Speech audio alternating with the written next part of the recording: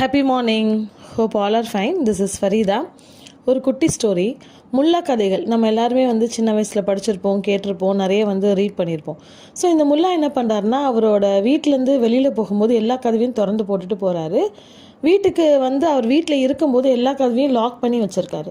So இது கவனிச்சிட்டே இருந்த ஒரு நண்பர் அவர்கிட்ட கேட்குறாங்க, எல்லாரும் வெளியில் போனால் தான் லாக் பண்ணுவாங்க, வீட்டுக்குள்ளே இருந்தால் யாரும் கதவு மூட மாட்டாங்க அப்படின்னு கேட்கவும் அவர் என்ன பதில் சொல்கிறாருன்னா, என்கிட்ட இருக்கிறது தான் பொட்டன்ஷியல், என்கிட்ட இருக்கிறது தான் ஒரு பெரிய புதையல், என்கிட்ட இருக்கிற கெப்பாசிட்டி தான் ரொம்ப விலை மதிக்க முடியாத ஒரு விஷயம்.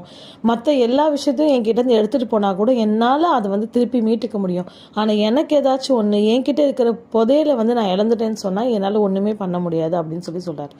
உண்மையான ஒரு வார்த்தை. புதையல் வேட்டை இந்த மாதிரி கேம்ஸ்லாம் நீங்கள் பார்க்கும்போது, ஒரு டிவி ஷோலாம் பார்க்கும்போது பக்கம் பக்கமாக ஹிண்ட்ஸ் இருக்கும். ஒரு டாஸ்க்காக முடிச்சு அந்த டாஸ்க்லேருந்து ஒரு ஹிண்ட்ஸ் எடுத்துகிட்டு போய் அந்த புதையலை கண்டுபிடிச்சிட்டே இருப்பாங்க. இதே மாதிரி தான் நம்மளை செல்ஃப் அனலைஸ் பண்ணும்போது நம்மக்கிட்ட என்ன விஷயம் இருக்குது, நம்மக்கிட்ட இருக்கிற ஃபுல்லஸ்ட் பொட்டன்ஷியல், நம்மக்கிட்ட இருக்கிற அந்த புதையலை தேடி எடுக்கணும்னா நம்ம ஒவ்வொரு டாஸ்க்காக செய்யும்போது நம்மளை பற்றியே நம்ம அனலைஸ் பண்ணி நம்மக்கிட்ட இருக்கிற ஃபுல் பொட்டன்ஷியலை வெளியில் கொண்டு வரும்போது நம்மளுக்கு பெரிய ஒரு சக்ஸஸ்ஃபுல்லான லைஃப் கிடைக்கும். That's 1 minute. See you tomorrow.